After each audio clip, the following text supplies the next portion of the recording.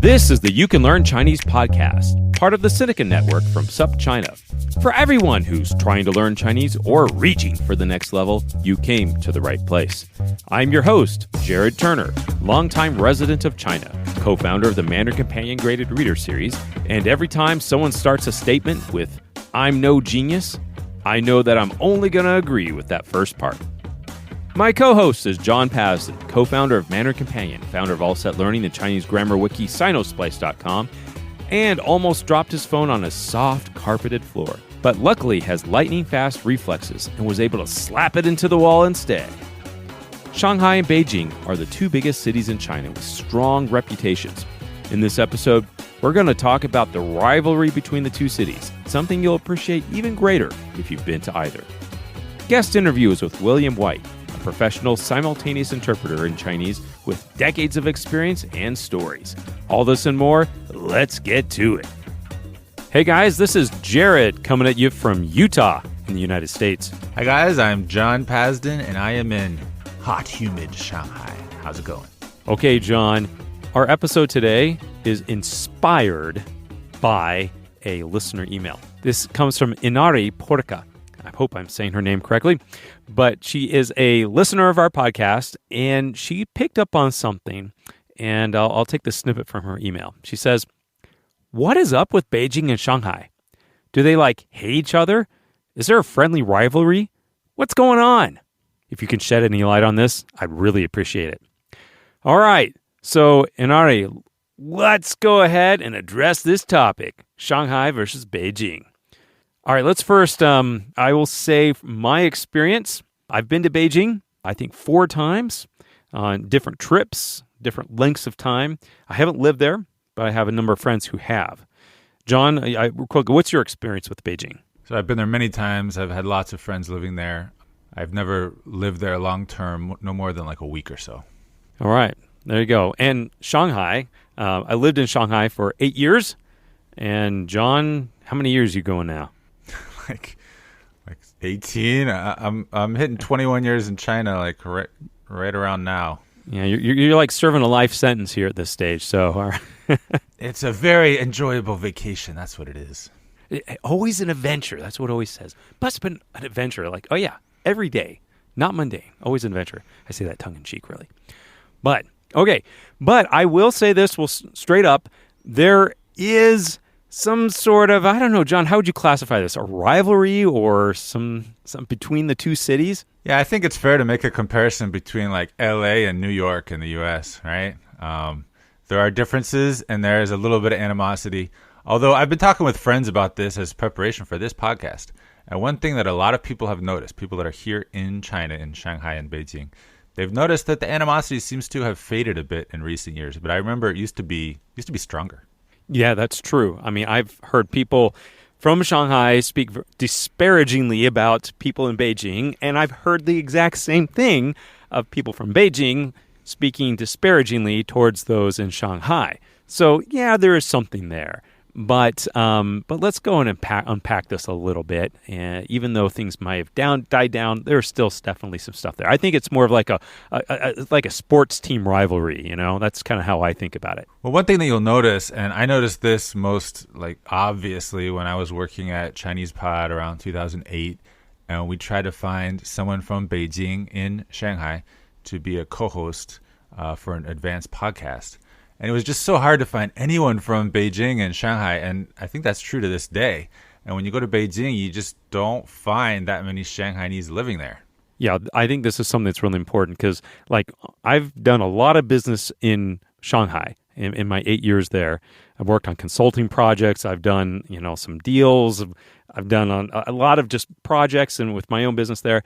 And it's very rare if I ever run into someone in Shanghai who is from Beijing.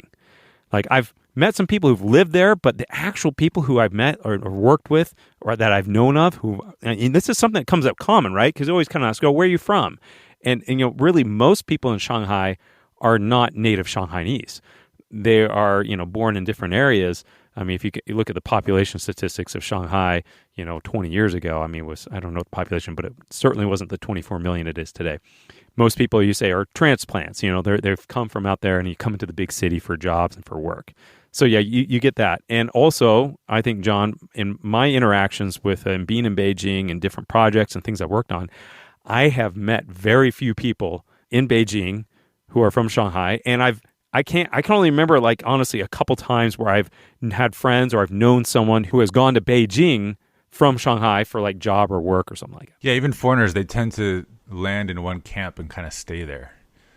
So I think what we should do next is we want to give a quick rundown of the differences between the two cities, whether you're planning to come to China for a visit when this whole COVID thing is under control, or whether you have plans to live in China for some reason. It's just useful to get this comparison because these are the two big cities that most people consider when they're going to China, Beijing and Shanghai. Okay, so we have a number of things that we're going to cover. We're just going to make a few comments about each. So first of all is the physical space. So Beijing is massive. I remember when I was in Beijing on a trip and I was looking at the map and I was looking at where I needed to go and I didn't like look at the scale and I was just thinking, it's not that far. Maybe I'll just walk. But then I was like, could be late. I don't want to be late. So I got in a taxi and I ended up in the taxi for like 45 minutes and we were not stuck in traffic. It was so far. Beijing is so big and downtown Shanghai is really quite small. Yeah, I will concur on that. I do recall my first time to Beijing and looking at that map, right? And you see a city block and I'm like, oh yeah, it's maybe just like 2 blocks down the road. Oh my goodness. Those city blocks are massive. I mean, they're huge. And in Beijing, they got the hutongs, and those are like the back alleys through the massive city blocks. And so it's like, yeah, the scale of just, I don't know the scale, but just it's like how things are laid out. It's just much bigger there in Beijing. But yeah, Shanghai, I mean, you can kick it around your little stomping grounds, your neighborhood, and you can get around. Well, in Shanghai, like so many times I'm waiting for a cab and it's like not coming or whatever, especially before Didi. And rather than just keep waiting, I'll just start walking. And a lot of times I'll end up getting there a lot quicker than I thought just because I walked it. But that's something that you just can't do in Beijing. That's right. Now, I will say real quick, I'll take a side note for the efficacy of bicycles and scooters. Yes, those are much quicker ways to get around frequently than a taxi. One other note, though, because downtown Shanghai is small, there's been this add-on, which is Pudong, which is the area across the river. And so that is pretty massive, the international airports over there. But a lot of us, when we talk about Shanghai and what's cool about Shanghai, we're not talking about Pudong, we're talking about downtown Shanghai, the older region. Yeah, and I got to say, we could also make a whole nother podcast about the two sides of Shanghai, the Pudong and Puxi, right? It's the east and west side of the river. They're like two different camps, right? Nothing interesting about Pudong. All right, moving on. Moving on. The next point is history. So I think this is pretty obvious. Like Beijing has tons of history. So you talk about Beijing, Great Wall, the Forbidden City, Temple of Heaven, Summer Palace, like all these really famous, culturally rich places that you can visit in Beijing. It's like a tourist, heaven if you're into China. Whereas Shanghai, there's this bund along the river where you can see a pretty skyline. But as far as like history, Shanghai has a pretty short history. That is absolutely true. Now, there are some cool museums there in Shanghai, but you just don't get that rich, Chinese culture. You actually get a lot more foreign culture, like foreign historical culture in Shanghai. We have the former French concession in some of those buildings, even the Bund, right? Those are more Western architecture buildings that are built along the river there in Shanghai. And so it's not Chinese culture per se. It's more Western culture that was built back in the 1920s and 30s of Shanghai. Yeah, so the 1920s and 30s in Shanghai are pretty cool. It's just that they were only 100 years ago, whereas Beijing, you got plenty of stuff that goes back hundreds of years. So, all right, so there's definitely that cultural element. All right, but then On the topic of culture, so Beijing is often called China's cultural center with good reason. Like you'll find so many artists and musicians and all kinds of artists there. There's great tech innovation, like lots of startups come out of Beijing. A lot of people think of Beijing as the authentic China, whereas Shanghai is more commercial, has a lot of stuff, a lot of interesting things, but it's much more modern. So it's like the modern China. Yeah, so I think this is a good comparison to note on. Like Shanghai, commerce center, absolutely. Like all like the big like foreign corporations that are in China. I mean, the vast majority of them have their headquarters in Shanghai. Not a lot will have their headquarters in Beijing. They may have an office in Beijing for maybe government relations or something. But it's also just a big city. There's a lot of market opportunity there in a business sense. But there in Shanghai, yeah, I'll give you a good story about this, John. Once I had a friend of mine from business school who was big into investing. And he was investing in these Chinese companies that are on the New York Stock Exchange. And one day he says, "Hey, Jared," he sent me a link to this company, and that was a Chinese company. He'd invested some money into it. And he's like, "Jared, can you take a look at this? And you think this is a legit company?" And so I looked at their website, and they sold like advertising on public transport or something. And I went and looked through all the different details about it. But then right away, I saw something, John, and I knew it was a fraud. What? Their headquarters was somewhere in Anhui, in some town I'd never heard of. And this company had claimed to do business with all like these big multinationals and Fortune 500 companies in China. And I knew right away, as soon as I saw like their headquarters was like in this town that I'd never heard of, I'm like, it's fake. Absolutely fake. If they're going to be doing business in China on any type of scale that they're talking about, they have to have their headquarters in Shanghai. They have to be there because that's where the center of commerce is. International, like global focused companies. Yeah. Oh, and spoiler alert, the company was fake and he lost a lot of money.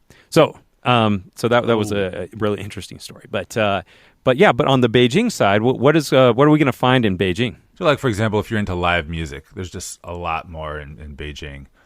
If you're into, literature, there's a lot more people like getting together to talk about books and stuff. If you're an artist, you want to see like really cutting edge, interesting art, there's just a lot more, of that kind of activity going on. And you still have that in Shanghai. It's just Beijing. It's just buzzing. There's just so much of it. So case in point, Kaiser Kuo, who is, the managing editor of SupChina, he started the first heavy metal rock band in China in Beijing. It's Tang Dynasty was the name of the band. So there you go. All right, so let's keep going. One thing that's quite kind of relevant to culture is politics. So obviously, Beijing being the capital of China is a very political place. People talk about politics a lot more. They care about politics a lot more. Whereas Shanghai, guess what? They're a little more focused on business and money. I don't know. That sounds kind of mean, but it's so true. Sorry. Yeah. Maybe not everybody, but I agree. There's this expression in Chinese that we translate as "heaven is high and the emperor is far away." Right? So that applies to Shanghai and not Beijing, right? That's right. Yeah, this is something I've definitely noticed about Shanghai is like everyone's got an idea. If you could think about, at least I can speak from an American perspective, going to New York City to make it. Right. A lot of people will try to get to Shanghai for a job to, go make it out there. But not just that. It seems like everyone's got an idea. I mean, everyone's got, aspirations to start their own business. You mean a business idea? Yeah. Idea. Yeah. They got their business idea or something they want to start and something they want to go out there and make millions of dollars or millions of RMB because they've known people who've done it or they see people who've done it. And it can be crazy. I've known guys, I've got friends who, Chinese and foreign friends in Shanghai who have made it big, made a company and end up raising $50 million or I got a friend of mine who went public, with his business and he's making tons of money. And so people see that. And a lot of that stuff kind of happens in Shanghai and there's all those investors and money and stuff floating around. And so a lot of people, it attracts a lot of that stuff, that entrepreneurial spirit, and people want to start things. Meanwhile, people who are interested in things like foreign policy and journalism focused on politics, those people gravitate much more heavily towards Beijing. They get closer access to not being allowed in anywhere, but anyway, they get to talk to people about politics a lot more because it's just, a part of the city. Absolutely. And so something also to think about is I think, John, you're kind of putting like the LA, New York kind of concept, but I think it'd almost be a little bit like a New York versus like some sort of mix between LA and Washington, D.C., because you have like, the center of government is there in Beijing. And this is also one of the things about China is that there's more rule of man versus rule of law. They do have a lot of laws, don't get me wrong, but a lot of them can be written a little bit arbitrarily that allow the person in power to arbitrarily decide how they're going to be applied. And that kind of applies even much higher in the government. So you got a lot of people over there who, the guanxi concept of just, connections, as we would, maybe if you're in a democratic country, the concept of lobbying, well, absolutely. That concept of lobbying happens in China, and a lot of it's going to happen in Beijing. And so you get a little bit more of that political nature because there's a lot of people in positions of power there. Okay, so 2 more really important points I want to cover before we have a special surprise. So next up is the food. Why don't you start this one, Jared? Food. Okay, well, the food, yes. I can speak about this specifically in Shanghai. As I've mentioned before on this podcast, I've started a bakery, a cinnamon roll bakery called Sinosplice in Shanghai, and I was very much involved in the food scene over there. The big thing about Shanghai is that it's a very international food scene, especially within the last 10 years. It has just really exploded. You got restaurants of all different types. You got a lot of entrepreneurs in the food and beverage business there. Not just that, there's all sorts of different types of bars and clubs, distributions of food. A lot of guys have kind of set up factories in the area, so you can get and a lot of stuff's imported into that area. So you can just get there's a whole bunch of like a robust aspect of like international food there. But I think what's really cool, John, is just and you're going to get this in a lot of places around China, but you also getting Chinese food. And if anyone who knows has been to China and they knows a little bit about the Chinese cuisine, is that it's very diverse, right? Every different region has got their different style of food, and you can get all of that in Shanghai too. But what I think is really cool is the fusion cuisine that I've seen. Is sometimes there's merging of different types of Chinese cuisine and merging of Chinese cuisine with international concepts or flavors and everything like that. So I would say the food scene, it's very dynamic. It's also very cutthroat. It's kind of here today, gone tomorrow. Sometimes things can turn over really fast, but it's really cool and dynamic what's going on over there in the food scene in Shanghai. All right, so let me talk about Beijing a little bit. I think one of the things Beijing has going for it is that it's not Shanghai. And the thing that Chinese people and foreigners alike dislike about Chinese food in Shanghai is that often there's a lot of sugar added. So especially the local Shanghainese food, it tends to be on the sweet side. And like when you have like a banquet with like 10 dishes and they're all sweet, it's kind of annoying. Beijing is not quite as international as Shanghai, I would say, but I think it's plenty international. Maybe Shanghai's a little more like international for you foodies. I'm not really a foodie. I always ate really well in Beijing, and I appreciate the fact that the food isn't all sweet. In fact, if I ever want to kind of bond with Northerners in China, I'll just complain about how Shanghainese food is too sweet, and they'll be like, "Yes, thank you." It's really true. I got to put a caveat on that, John. That the food in Shanghai is sweet. That's relative. So, if you are an American and you go to Shanghai and you're expecting like sweet food, you're going to be disappointed. You're like, this isn't sweet, right? This isn't like, lemon chicken or orange chicken or something sweet, right? But to give an example, all right, like Sichuanese food is popular all over China. And if you order Kung Pao chicken in Shanghai, it's often kind of sweet. It's not supposed to be sweet, but in Shanghai, they adapt it for the local population. Whereas you go to Beijing, you order this Kung Pao chicken, it's not going to be sweet. So that's just a simple example. And of course, both places have their famous dishes, Beijing roast duck, zhajiangmian, kind of noodle, all this other stuff. Shanghai has their soup dumplings and their, what else do they have in Shanghai? Yeah, you can look that up. But anyway, aside from the sugar thing, I think both are good. All right, one more thing I want to get to before we have a special audio clip is language, which is what this podcast is all about. So people often ask me like, oh, if I want to study Chinese, like I need to go to Beijing, right? I can't go to Shanghai. I've heard they have accents there. And so, yes, it is true that the Beijing accent is the basis of the standard Chinese accent.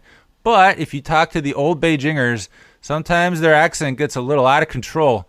No, it's not out of control. It's just being very local, which goes beyond the standard. So it's not always 100% standard, especially if you want to get into the really slangy stuff or the stuff that old people speak. But it's definitely closer to the standard, and you're going to have a lot more of that R, the pirate speak, as people like to say. Darn, Zainar. Yeah, exactly. Whereas in Shanghai, there are plenty of people that speak standard Mandarin and plenty of people that don't. There's also the local Shanghainese so-called dialect, which is kind of a separate language. And you do hear that, but it's not like that's all you hear. You hear Mandarin all around you, and you hear both standard and non-standard Mandarin. So for me, as a linguist, I found it really interesting to be able to hear standard and non-standard, and I had to like actively train myself to be aware of what was standard and what was not. And then when I go to Beijing, it's like, oh, so easy to understand as long as they don't bust out too much slang. And so yeah, I think they're both good language-wise. I will say I can usually identify when someone is from Beijing.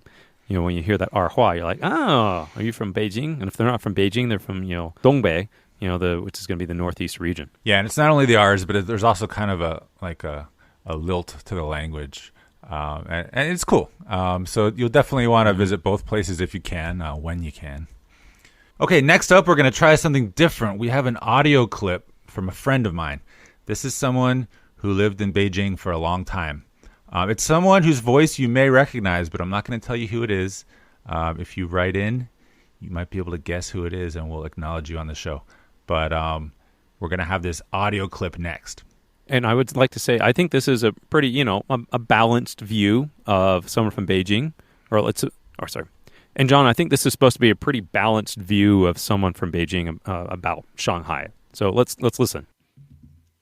So John has asked me to say something nice about Shanghai. And I got to admit, I kind of struggled with this a bit because, we all know the problems with Beijing. It's a physical desert. It's polluted. It's kind of inhuman in a lot of ways. Shanghai is a spiritual desert, and we've got to own up to that. With that said, it's getting better. It's not true that Shanghai is totally without culture. It used to have the most Starbucks and pretty much the least bookstores of any city in China, but that's changing. You used to be able to walk down the street in Shanghai with a book, and people would stop and ask you, what is that? But that's not true anymore. These days, people have seen books on TV.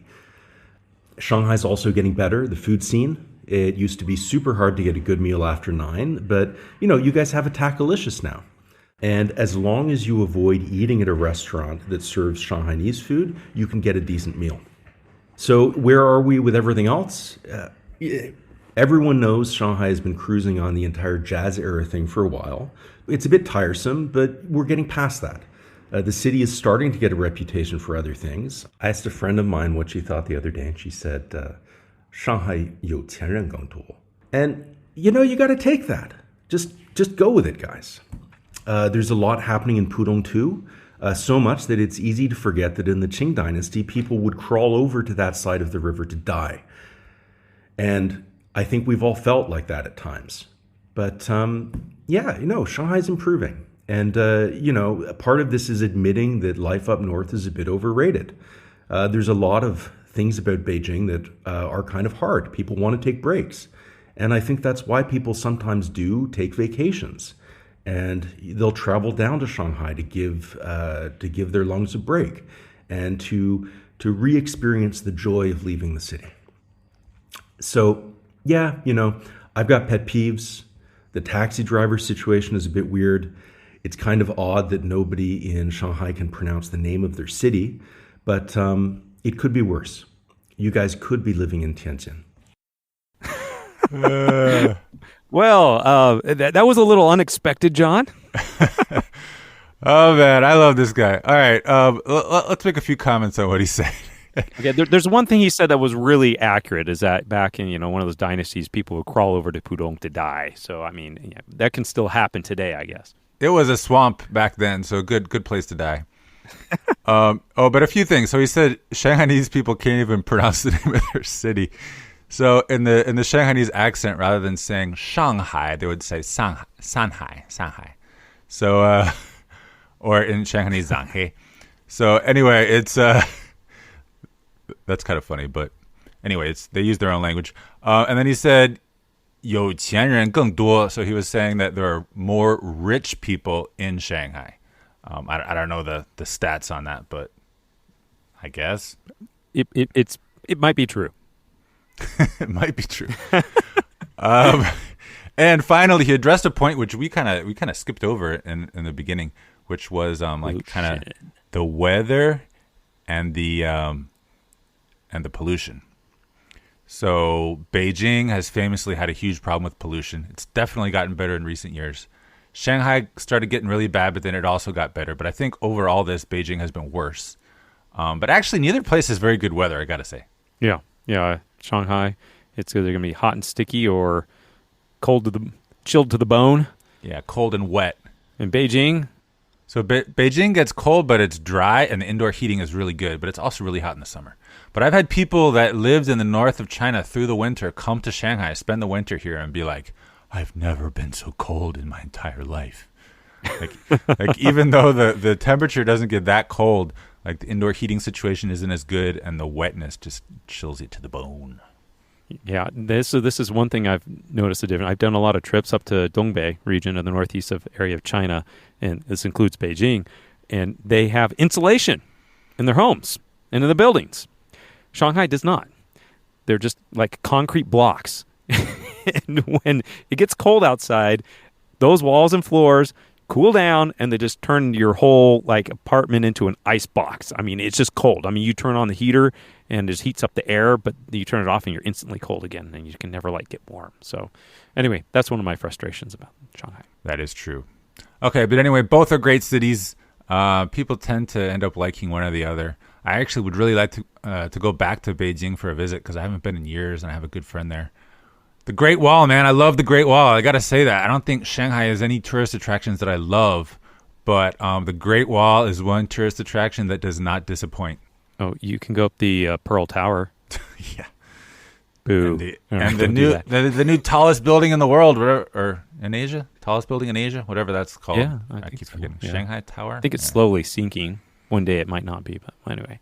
Yeah, but it is for now. So it's the second tallest building in the world. It's the Shanghai Tower. In fact, right there, all three buildings, you got the Shanghai Tower, the World Financial Center, and the Jinmao Tower, are all in the top 10 tallest buildings in the world. All next to each other. Yay! Cool. Can't say it really makes Shanghai a better place to live, but anyway, my family's here, so I'm always going to be be kind of comfy in Shanghai. But this topic really will never end. You can just go on and on forever. Absolutely. And I got to say, though, that they're amazing cities. Bottom line, if you've never been to Shanghai, you've never been to Beijing, they're both amazing cities. And when you actually come, it can blow your concept of what you think this country and this city might be. But I also do this, I do recommend to people that don't judge a country based off its biggest city. And that's one a takeaway I'd like to give to anyone coming here, is that I've got people that come to Shanghai, some family members, friends, and they're like, "Oh wow, China's amazing." And I'm like, "Shanghai's amazing, but this is not China. It's a very diverse place, cities, towns, provinces all over the place. I remember it's got 1.4 billion people." Wait, the rest of China isn't amazing at all. Is that what you're trying to say? Different flavors of it's amazing. Also amazing. It's just like don't come to the biggest city and just say, "Oh yeah, I've seen China." No, you've seen the city, and if you have the opportunity, travel around the beautiful country of China. There's so much to see, so much to do, and your opportunities are endless. And if you speak Chinese, John, it's even better. That's right.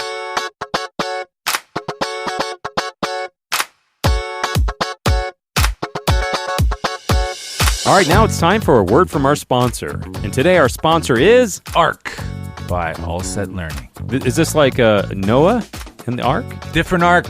So ARC stands for Advanced Readings in Chinese. It's a newsletter. It is free. And the whole idea is if you're at an upper intermediate or advanced level and you just want to save some time finding interesting things to read which aren't too long, then sign up for this newsletter.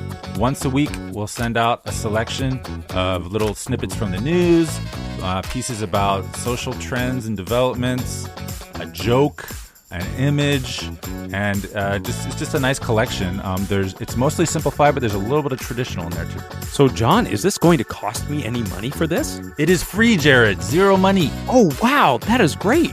Where can I go sign up for this wonderful free resource? All right, so we'll put a link in the show notes, but it's allsetarc.substack.com. Oh, that is so wonderful, John. I am so excited about this. I think I'm going to go sign up right now. Wait a second, Jared. You got to be advanced. Are you ready? Oh, I think so. I think I can handle it.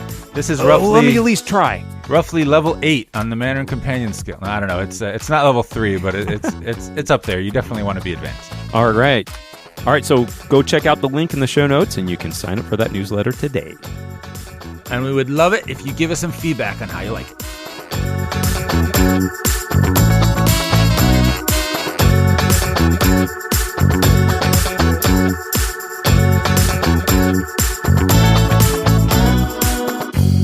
All right, now it's time for rants and raves. John, what do you have for us today? Do you have a rant or do you have a rave? I have a rave. And today, since we were talking about Beijing and Shanghai, I couldn't help but mention another place in China. This is somewhere that I went for vacation this year. No leaving China right now. So my family and I, in July, we went to a place called Yangshuo, which is near Guilin in southern China, Guangxi province. And it is so awesome. It has rock climbing, caving, hiking, mountain biking, swimming, lots of outdoor stuff, and the natural scenery is just amazing. Wow, Yangshuo, I've been there before. It's pretty awesome. Usually people, when they say I'm going to Guilin, they actually mean Yangshuo, right? Yeah, because there's lots of day trips you can do from Guilin, but I find it's better just go to Yangshuo, stay there. And what is it? On the 5 or 10 RMB note is it's got a scenic picture of Yangshuo. I think it's the 20. Yeah, so those beautiful mountains, the ones that are frequently featured in like mystical looking China, like I don't know, Kung Fu Panda has them. I think some of the mountains in Avatar, James Cameron's Avatar, have them. Anyway, amazing scenery, really beautiful. All right, so Jared, what do you have, rant or rave? John, I have a rave. Now, I have been listening to some other podcasts recently, and one podcast that I've started listening to, and I've really enjoyed it, and I wanted to recommend it to anyone out there. It's the China in Africa podcast. Now, it is part of the SupChina network, but, hey, this is pretty cool.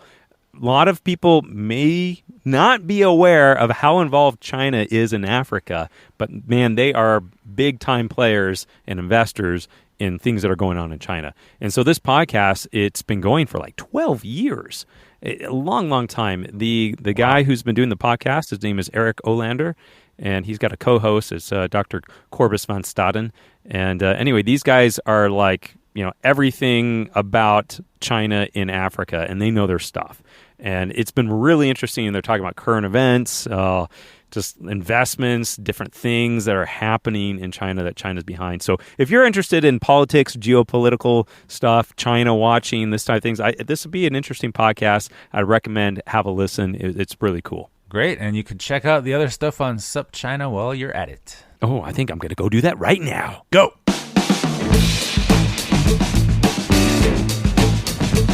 My name's William White, and I'm an interpreter. I do various things. You'll understand that I'm not allowed to mention a few of them, NDAs and the like, but you could also find pictures of me with politicians occasionally, and in some other funny situations. William is the type of guy, if you've met him, you'd never suspect he has such a high level of Chinese. I like how he's continued to hone his skills, which opened up a world of opportunity for him. And I also learned quite a bit about the difference between interpreting and translating. Stay with us.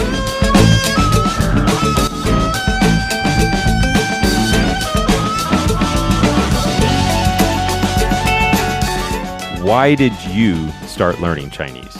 Well, here's the thing. I didn't know what to do after university. And That was partly because the subject I'd been doing at university had felt more and more like just a day job, just going through the motions. I did law at university. And I couldn't really think of anything else. So instead of that, this idea suddenly came to me of going to Beijing and spending a year learning Chinese and just seeing what happened. But the idea had come from somewhere, which is that before university, I'd spent half a year in Hong Kong. Oh. Half a year in Hong Kong working for somebody who was, to some extent, part of the system, if you like. This was pre-1997 Hong Kong. So for listeners, pre-1997, that's when the British still had, I guess, control over Hong Kong? Yeah, it was still a British colony at that time. And I didn't pick up any Cantonese while living there, but I did get to go on a couple of business trips to mainland China. And that was a very different environment. This was 1994, 95. Acoustically, visually, I've heard other people that you've interviewed say that it was like being a baby. You can't read, write, even feed yourself. But also it was maybe the first truly different place I'd been to.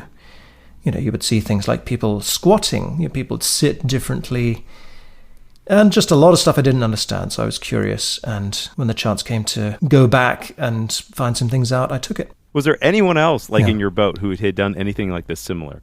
It was a stroke of luck in a way. I asked around a little bit at university. There's a couple of academics who had mainland Chinese backgrounds, and I asked them, well, where should I go? Where might I be able to sign up for something like this for a year learning Chinese? And one of them said BLCU, the ex-BLI, Beijing Language Institute. But it was a stroke of luck going there at this particular time, just because of the area of town it was in, next to Tsinghua in an area called Wudaokou, where the punk scene was just in its heyday. The punk scene? Now tell me about this. Now, by most accounts, Wudaokou is where it started in Beijing. There was a club in Wudaokou Market, which was basically very squat brick buildings, and I think it was all mud roads, and you had to wander in and take a few turns before you'd find this place. But it was called Scream Club, Haojiao俱乐部, which is where some of the major bands started. And I won't claim to have been a major part of the punk scene, but I stayed in touch with a few people there. I also had quite a gregarious flatmate. There was another spontaneous thing that happened. After a month in a hotel room, I was just randomly introduced to somebody who needed to find a flat, and she was from Fujian. So spoke with a pretty thick accent, but importantly, there would be a constant stream of guests coming in all the time. So that was a way to just strip my inhibitions away, because there would always be people in the living room when I came back home. We had no table at the beginning. We had one of these things that you serve tea on, which you would sit on cushions next to. And the routine would always be the same. I'd come back home and say, and there'd be some random people sitting there. Okay, so you're coming home and there's all these people saying, hey, come talk to us or whatever. But you had just come to China, right? So, I mean, what were you doing at this point to learn the language? Obviously you had exposure, but what were you doing and how were you progressing? We had class every morning from 8 to 12, and then usually in the afternoon I had nothing.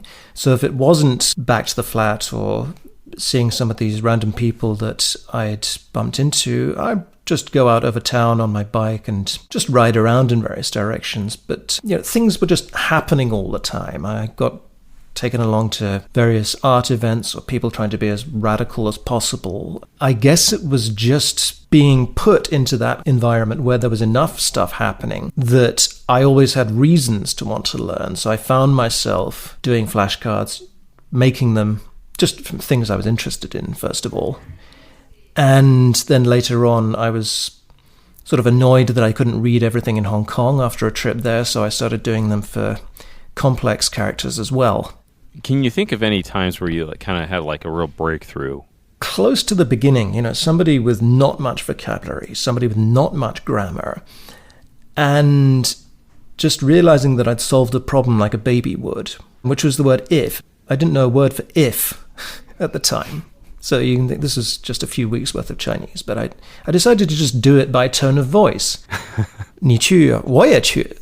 And it turned out that that's a perfectly acceptable way to transmit the idea of if. Huh. And it just turned me into an optimist, I guess. That's pretty cool. So you were able to like almost experiment and you had a success.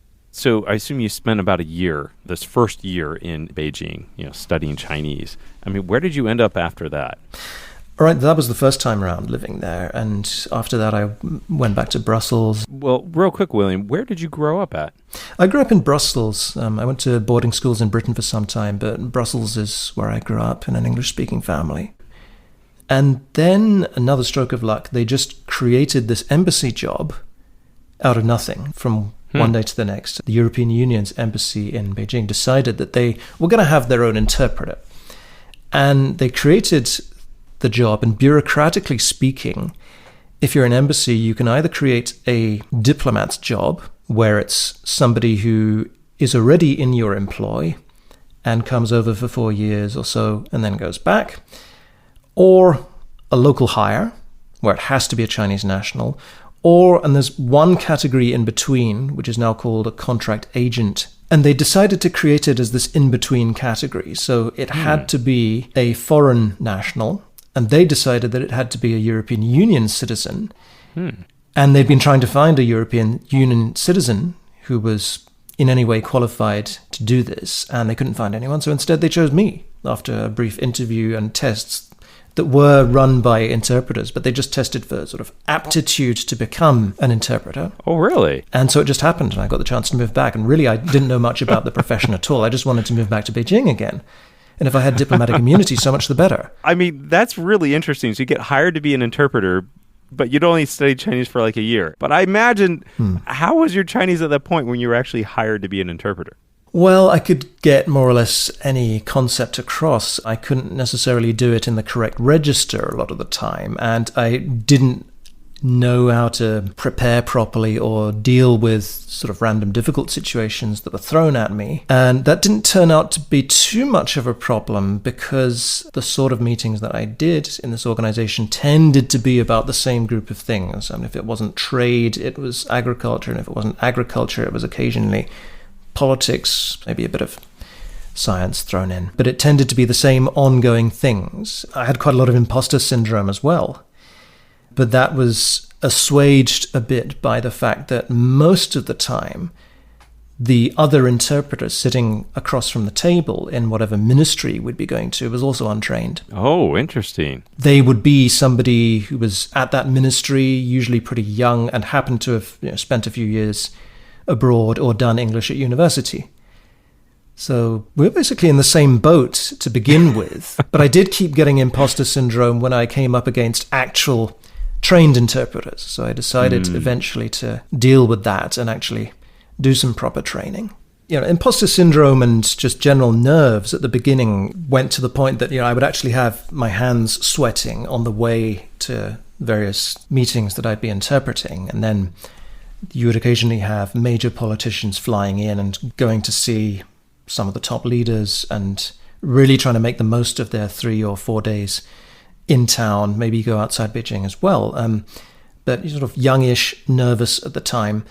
You could make silly mistakes. Mistakes like getting onto the wrong minibus at the end of one meeting, because you were just thinking, but then you get onto the wrong minibus and you realize that this minibus is not actually taking you to the next meeting.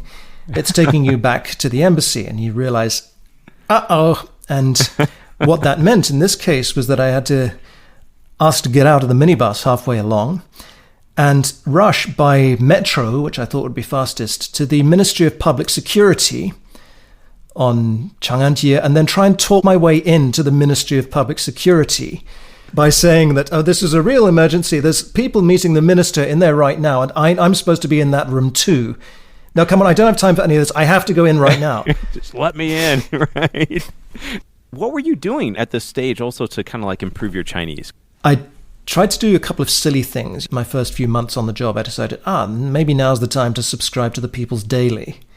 And, these would just pile up on my desk. And it wasn't quite the right time. Say what you like about the People's Daily, but it's not really written to be readable. It's written for other purposes, and some of which are very worthy of study if you follow certain people online, like Bill Bishop.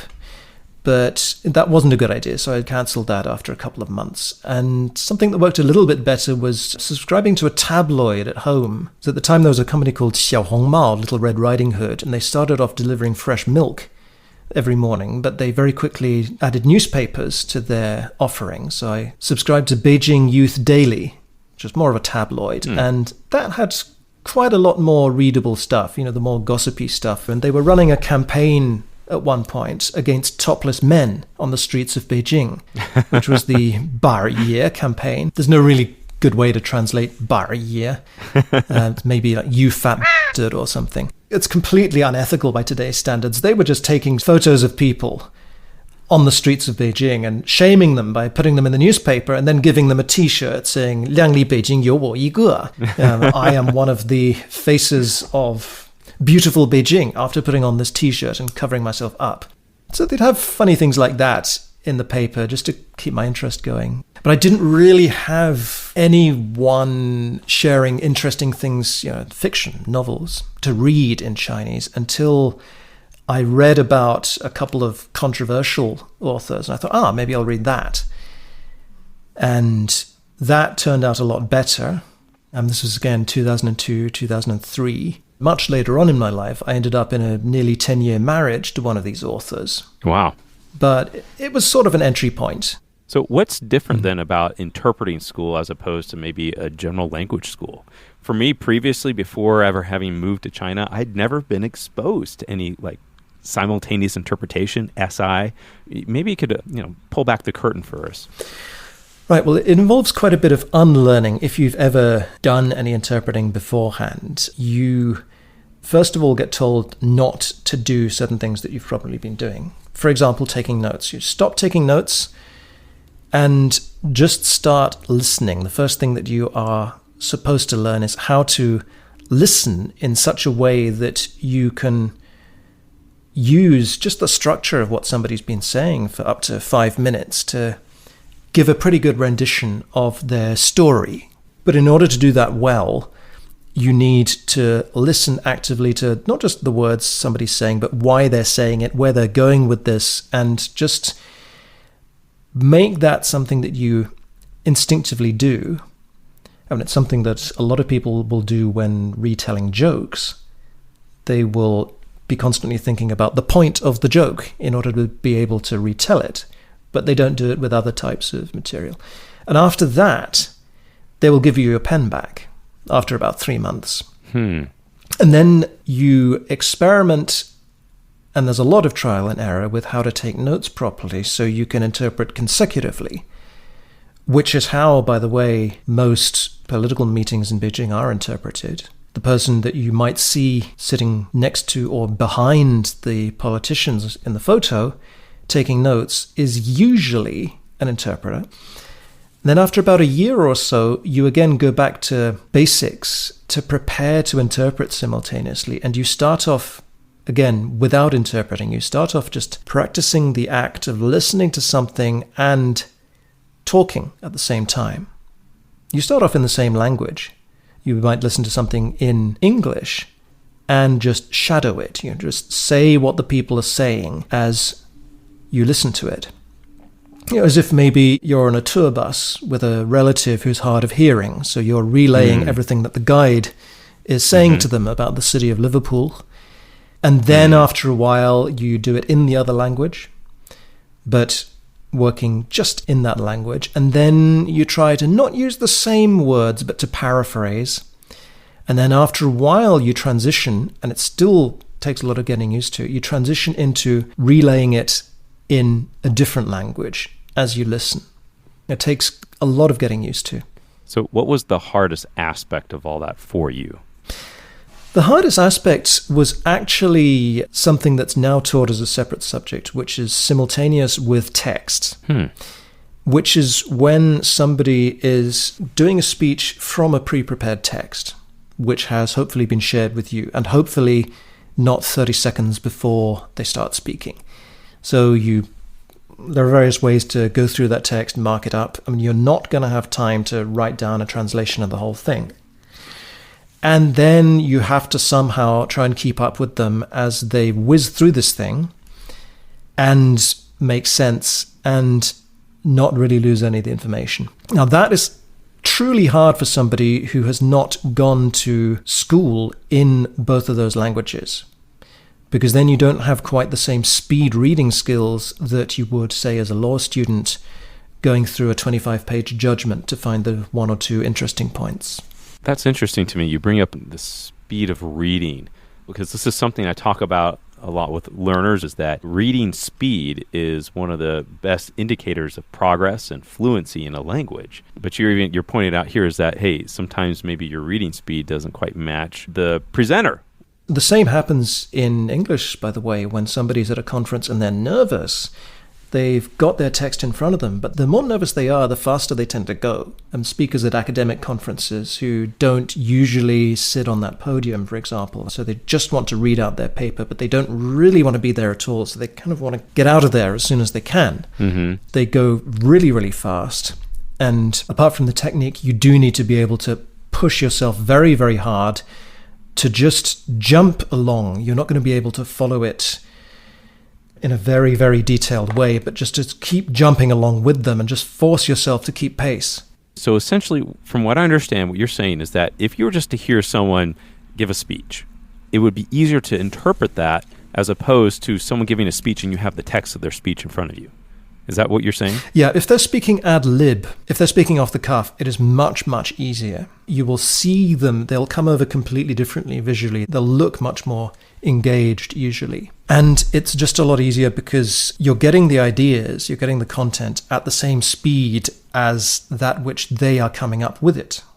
Kind of the speed at which the human brain naturally works. Whereas if it's, the extreme example would be somebody reading out from the phone book. If it's scripted, it does tend to be quite a lot more dense. And by the way, there's not much point in speeches like that because the audience isn't going to remember half of the figures and facts that they're quoting unless you give them some pre-printed handouts as well. So what are some of the most challenging scenarios that you've encountered as an interpreter? Physically challenging is, for example, being in a new model of car, which happened to be a very, very sporty variant, on a racetrack, because this particular car manufacturer wanted to get journalists from all over the world to come and test drive this new, very sporty, very fast vehicle. And they laid on a racetrack for it, and they had a whole line of these very fast cars, and at the front they had a professional race driver. And in the cars behind, you had one or two journalists from motoring publications, usually from China. And everybody had signed health and safety waivers. Everybody was wearing a bit of protective equipment. Mm-hmm. But then my job was to interpret over walkie-talkie with the professional race car driver, telling them when to brake and when to turn hard to the right, hard to the left, and so on. And we've got a huge bend coming up here, but you can't see it as we're coming up to it. But we're going to be going right down to the right, so you want to brake hard and stay right over to the left here. So if you mess that up, then the consequences could be quite severe. But at the same time, it's also you are physically on a roller coaster anyway. But interestingly, you sort of stop noticing that. You stop noticing the fact that you were on this, sitting in a vehicle driven by a racing driver, because you're busy interpreting. That's kind of funny. I can imagine there's got to be some other experiences too, or maybe not like the physical aspect, but maybe just the situation or something. Yeah, there's a couple, like being inside a pharmaceutical manufacturing plant where, you have to change out of all of your clothes and go through 2 or 3 changing rooms, in each of which you put on a new disposable surgical gown. And then eventually you get into the drug plant, but you're still not let into the area where the people are actually moving the drug substance itself around. You can look through the window and they all look like astronauts in there for all the protective clothing that they're wearing. But the reason that I was in there was because these plants need to be inspected if they're exporting to major markets. And so the job was to walk around asking very, very difficult questions about every single tiny little bit and hygiene precautions and records and what's in that fridge. I see. I also want to hear from your experience, the difference between simultaneous interpretation, which is oral, verbal, versus translation, right, where we're translating written documents. There's a bit of crossover between the two professions, but not that much. The subject matter in written translation, the sort that interpreters end up doing, that is, tends usually to be less interesting. The exception has really been, over the years, modern art, actually. There's a lot of work that continues to come through from a very vibrant modern art sector, and they need people who are able to somehow render stuff that curators are writing into English or into Chinese. The difficult people to translate, by the way, are not artists. They're the people who write about artists. They're the people who put the exhibitions together. They're the sort of clergy, if you like, of the art world. So they're the ones who are pulling out all these obscure references left, right, and center. Artists tend to just say, what I was doing with this painting was, well, basically I've got this friend, but I was on a trip to Cuba, and yeah, I just found it interesting because I'd see all these people in Cuba and they were like this, and the artists tend to be quite easy to interpret. But translation as a whole is also, it's kind of divided into two. The stuff that people really want to do is literary translation. Mm-hmm. There you have to be able to write poetry, you have to be able to write prose like that in your native language. And I don't think I'm capable of actually writing a novel in English, so I would shy away from that. It has also tended to be not very well paid, particularly when people are translating fiction into Chinese, where publishing houses have often just gone for the person who puts in the lowered bid, regardless, because they've already got the rights to that title. Mm-hmm. And who cares? I'm sure there are exceptions, but that's maybe also one thing that I would say to myself in retrospect from learning Chinese. Don't buy translations of authors in other languages to read. Why is that? If you think to yourself, oh, I really wanted to read Milan Kundera someday, but it would be good if I read it in Chinese instead.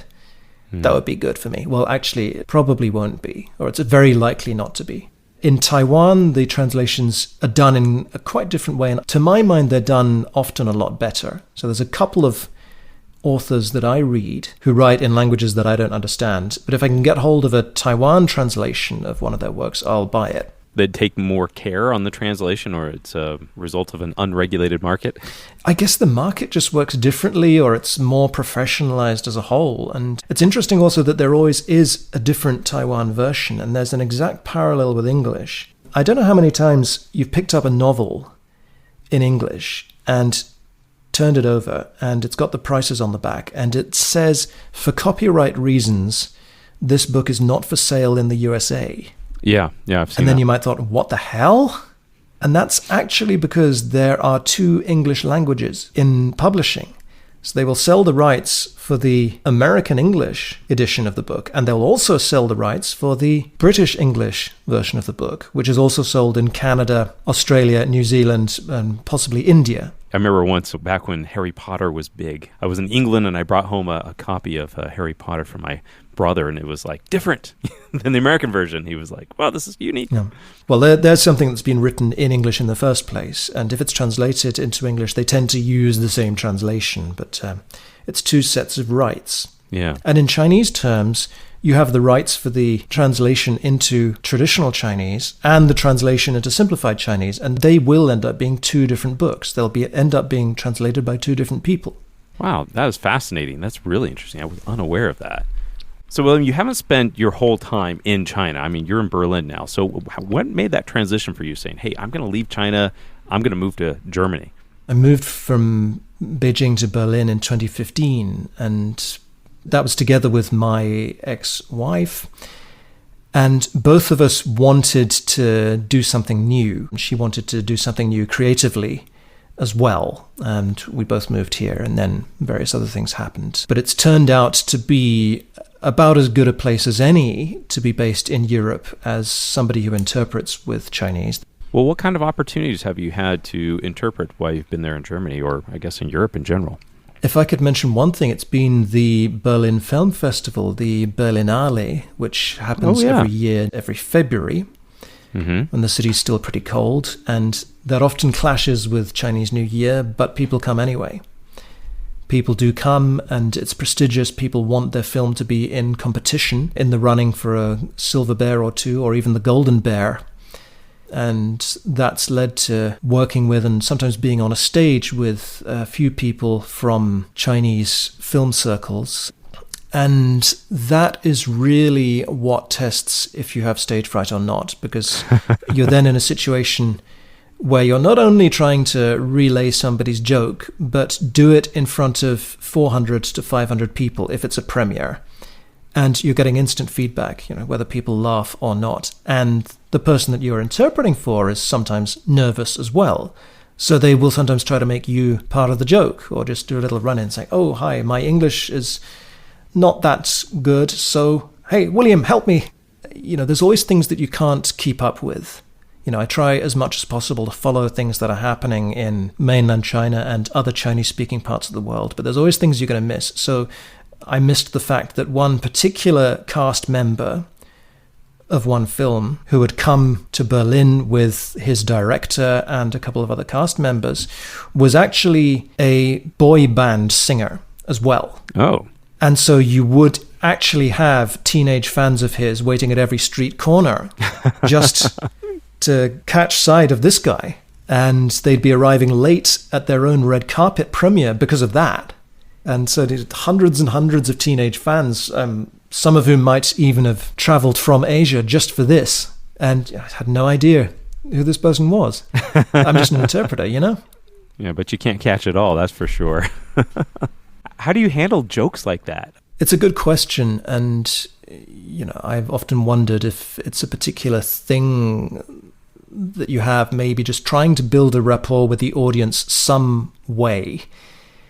If you try and deliver it in a somewhat whimsical manner, or just make it very, very clear that it's meant in a humorous way. And it's not so much about interpreting, it's about being able to improvise on the spot just with one particular line. So being able to sort of interact with the audience, being able to read them, which has usually got me through it. I can't think of many examples where the joke has completely fallen flat. I've had more trouble actually where people are making jokes about each other, or making a joke about something and not realizing that this is going to cause serious offense to the other person. But then, your job is to interpret that joke, even though it's going to cause them serious offense, because otherwise you're just going to be asked, hey, why did you censor that bit? I didn't know that they said that. That was shocking when my colleague told me afterwards. A little awkward, right? But hey, you got to do your job, right? Yeah. You have to do the job, yeah. And who knows what's going on, what people are actually trying to do tactically. They may at one point actually want to cause offense. You just don't know, because politics works in different ways. It moves in mysterious ways. I appreciate you sharing that, because I remember one of my early days in Shanghai, I had a friend of mine who was helping me translate some stuff, and he would sit there and he'd listen, he had almost like having a conversation with the other guy, and like, what's going on? What's he saying? And then he'd like give me like a few sentences, and he like negotiated a whole bunch of stuff or something, and I was like, no, that's not what I want. I wanted you to be able to tell me what's happening so I can make the decision and then tell you what I want you to say. And so I think there are some people that miss that, right? I think as interpreting, you're not there to evaluate, censor, or whatever. You're there to communicate, right? Absolutely. I mean, you can try to read where somebody's coming from, but you won't always get it. You won't always get what they're doing or why they're doing it. They may actually be saying things more with a view to the media that are also there, even though it sounds like the most ridiculous thing you'd want to say at that point. You just don't know. Well, William, if you could go back and give some advice to a younger William, what would that advice be, or what would you do differently? I would just say that this is as much about living in Beijing or Shanghai as about learning Chinese. I just say that it is actually important to try and develop various hobbies where you end up with a circle of male friends. That tends to be a lot harder to do otherwise than places you may be used to living in. And I was impressed to listen to Matt Sheehan talking about his ultimate frisbee, for example, that gave him, I guess, a ready, large-ish social circle of Chinese-speaking frisbee players, for example. I should have done stuff like that. Never mind what sport it was. There was a friend who kept asking me to go to field hockey, but I never did. I should have done. Maybe you could have been a lead singer in a band back in the punk scene, right? Well, I've seen people try to do that, and the results vary, and that also touches on one of my pet peeves, actually. You're more of a Shanghai fan anyway, so you don't particularly like 儿化音, I assume, ending particular syllables with But the one thing that really gets my goat is when people do it wrong, when people do it on the wrong syllable. And people will usually do it when they're trying to show off, whether they are trying to demonstrate familiarity with Beijing in a metro and they end up saying the next station is Xijimer, which is just wrong, and that's horribly wrong. You just don't say that. Or if they're on stage and trying to sound as punk as possible in their non-native language, and ending almost every word with 儿化音, it grates after a while. So I'll stick to the bass playing. You got to just remember not to do it until it comes naturally. I mean, apparently I do it, but it's suddenly I don't notice it while I'm doing it. Well, last thing, William, what advice would you give to someone who's learning Chinese right now? I'd say just find a way that helps you to lose a few of the inhibitions you have. You're not going to lose all of them.